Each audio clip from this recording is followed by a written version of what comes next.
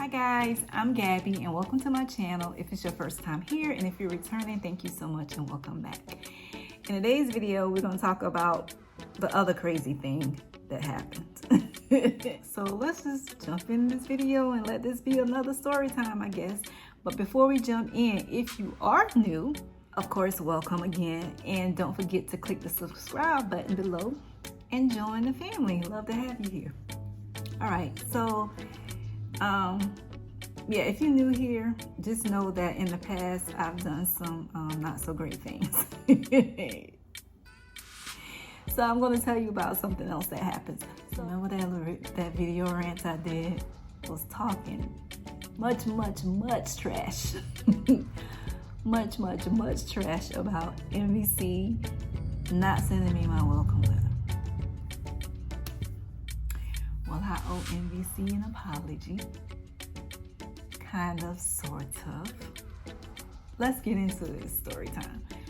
Last night, I was on YouTube and looking at some of my favorite people's channel, and under the recommendations, this guy's channel popped up. I watched his channel a couple of times. He does things on immigration as well. And he had a video about the 3 things you should do when you're waiting on your welcome letter from NVC. I said, let me click and see what he's talking about.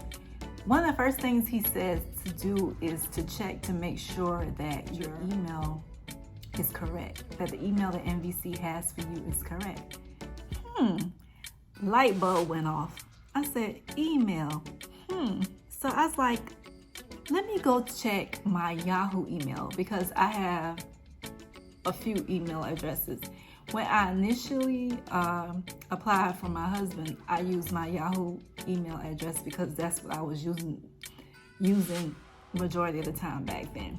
But when I was applying with USCIS doing the petition for my stepdaughter, I was using my Gmail address. I know for certain that I use my Gmail address. And I've gotten communication from USCIS through that Gmail address, right?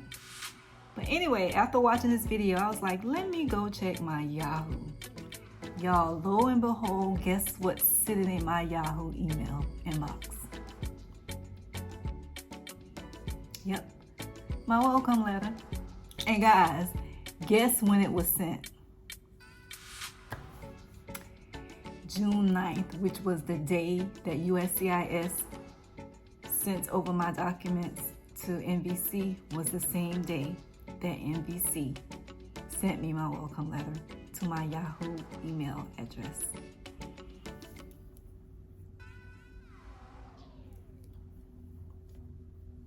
I'm gonna let that sink in for a minute. I know it really just needs to sink in for me, not for y'all, because y'all like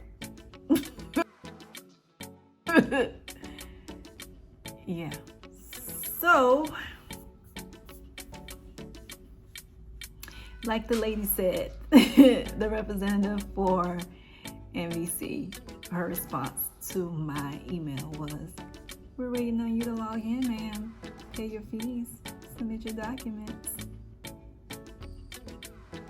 But I'm still confused as to, okay, I will say this. I'm pretty sure I'm in their system for submitting for my husband under my Yahoo email address. So they have that address on file for me. So when they saw my submission again, I'm pretty sure they just used that email. Because when I submitted to USCIS and I was filling out the form, I was doing it with Gmail. So I'm kind of confused. Yeah, it's been sitting there all this time that I've been sitting here complaining, saying I'm waiting. It's been there sitting there the whole time. Okay, so moral lesson for you guys. There's always something in it for us all to learn. So y'all get to learn from my silly mistakes. Make sure your email address is correct, and that, yeah, make sure they have your correct email address that you want your information to go to, okay? Yeah, spell correctly, all that good stuff. Because there can be instances when you may have misspelled your email address as well. So yeah, that's all it was. I have my welcome letter. Thank you, NVC. when you get the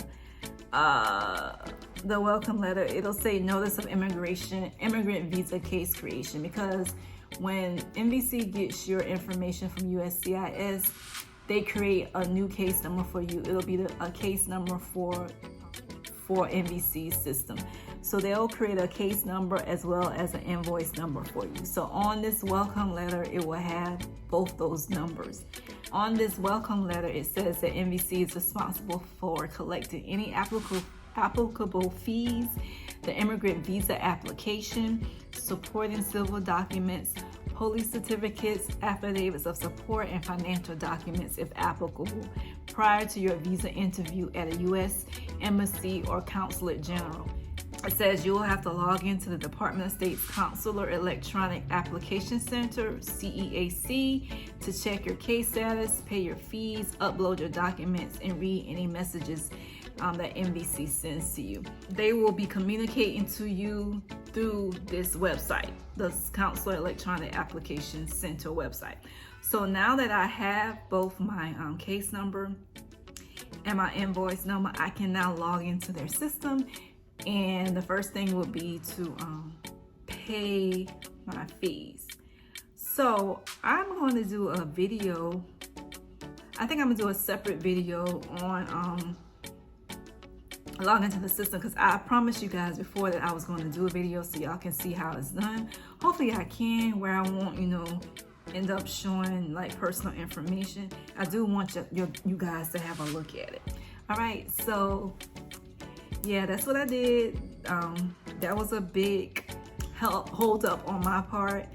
I don't know, guys. So I think when I go into the system, I'm going to update it to my Gmail address.